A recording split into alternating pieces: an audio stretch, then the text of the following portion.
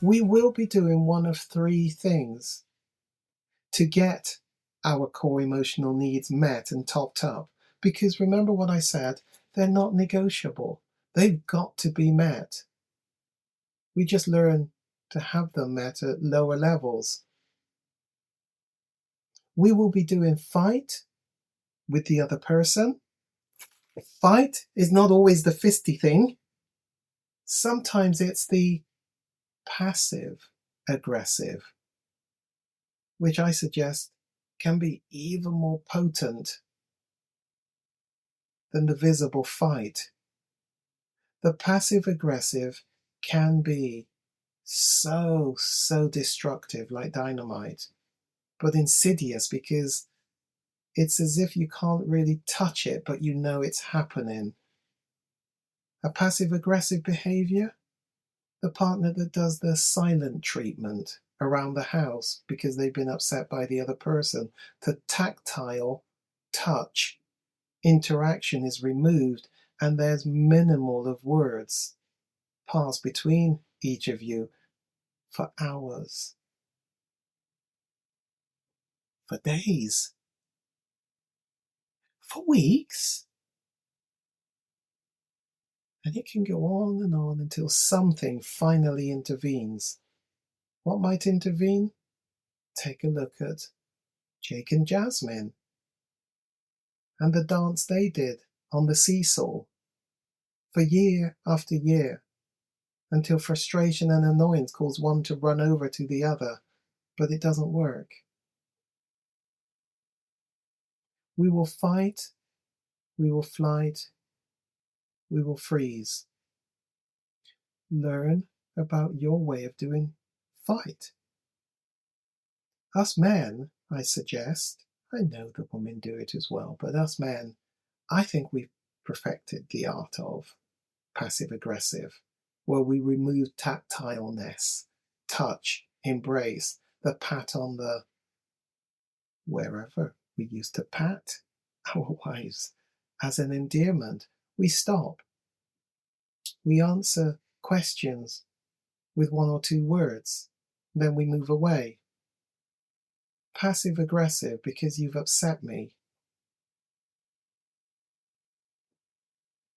It can be really hard to claw your way back from the silent treatment. It's very destructive. Which one of you does more the passive aggressive? Which one of you does the fight? Remember, the physical fight is called domestic violence. There's never ever a level of acceptability of physical. The emotional is never acceptable. It's just more insidious to see. You may need to leave a relationship where your well-being is in danger. That we can look at in a different session. As we continue with this core emotional needs, what's the other one? Flight. Here is my definition of flight.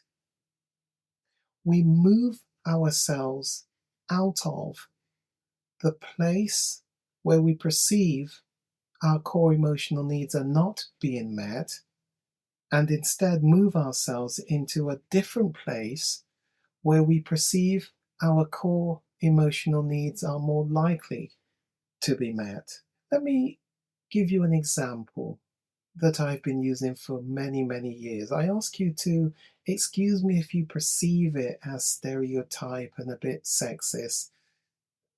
I apologize for that. But here's the example that I use, which I think is one that works reasonably well and not so far removed from reality, even though roles are changing. We do have a stay-at-home mum with 3 under 7s, which keeps her very active. We have a male who has started a new job, the partner, the husband, very busy, very bright. He's up for promotion.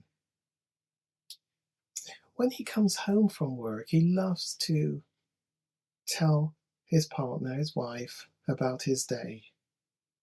He's very animated because he loves what he does in the workplace. He's up for promotion.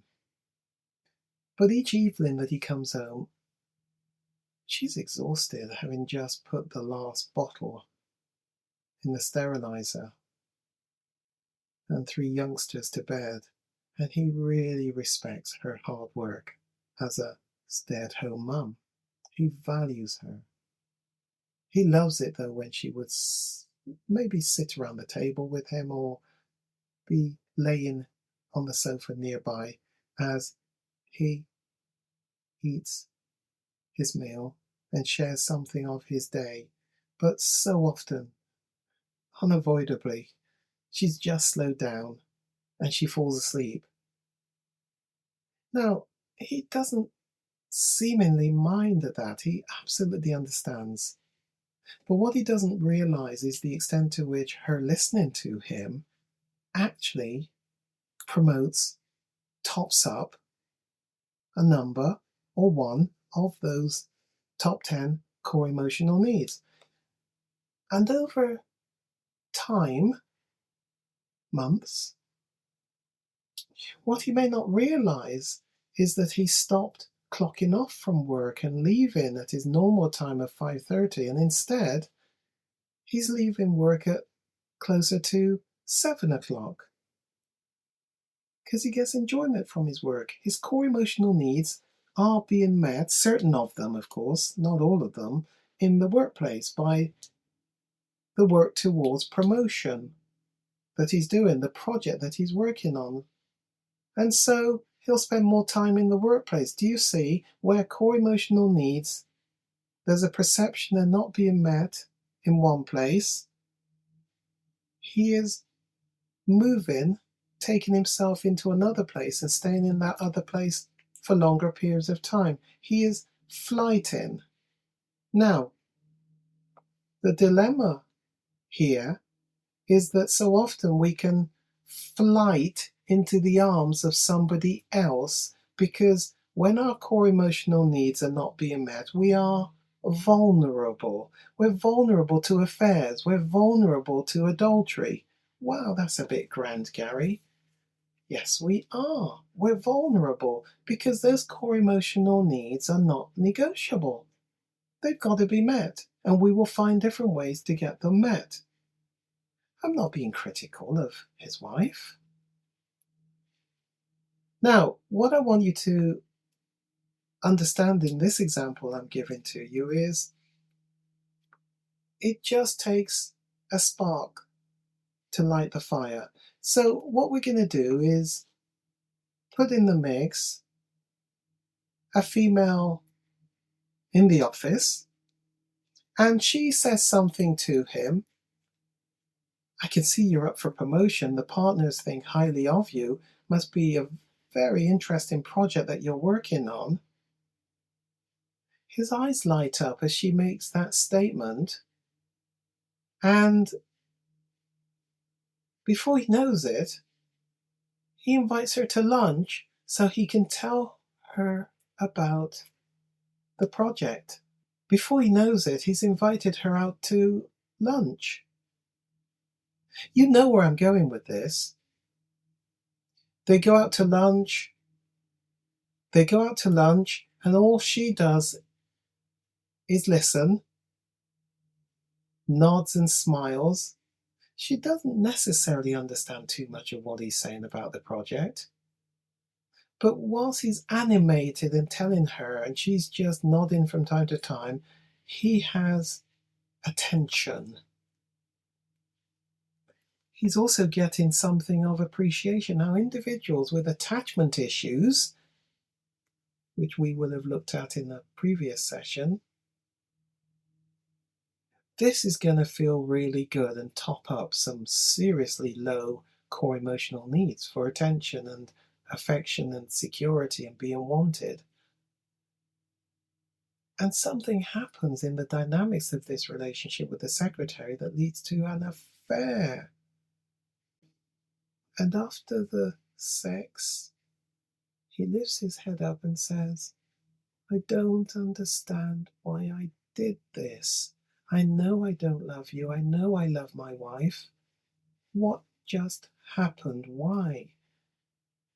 And what I offer to you is, a lot of the times, it's something to do with the drive to get core emotional needs met.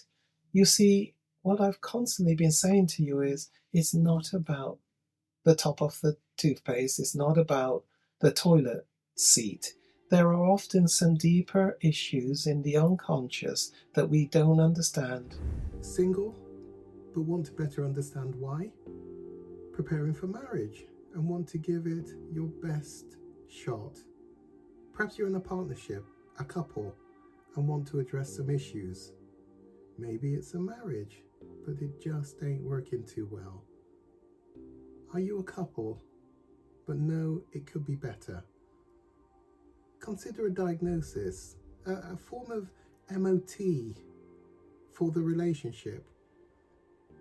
Want to limit passing on the stuff to the children, because we know that childhood development really does impact the shaping of us and how we go on to do adult life. Want to maximize the quality of your relationship. Perhaps communication just definitely is not working well. Conflict needs managing, needs resolving. Sex, the first casualty when there is conflict, may be something of a sense of a mismatch, but there are definitely some problems in sex. Maybe you're long time married and you've settled, but you know you haven't settled for good enough. Consider the Kairos Center video on demand program. In that program, you'll cover a lot of topics from A to Z, and you can do it in the comfort of your own home at your leisure, and have some periodical homework review sessions with me from time to time at your leisure. Maybe you would prefer secure webcam where one of you or both of you come for maybe weekly sessions. There's something for everyone in the Kairos relationship program. Contact me today. Whether you're in a partnership, a marriage, these things are true. Marriage is not the coming together of two people. It's actually a clash of two cultures, two experiences, two memories, two habits, two morals, two values. And that is a formulation for destruction, says Dr. Miles Monroe. Also, Dr. Creflo Dollar has said, marriage is the place of our healing. Don't leave it too quickly. And if I add a little bit extra to that, you're destined to repeat the problems. So why not work through this partnership in order to address the issues, which is more about me than the other person, and then make an informed decision about what you do for the future of the relationship. Send me a message. It's time to get your quality of life and relationship back on a proper footing.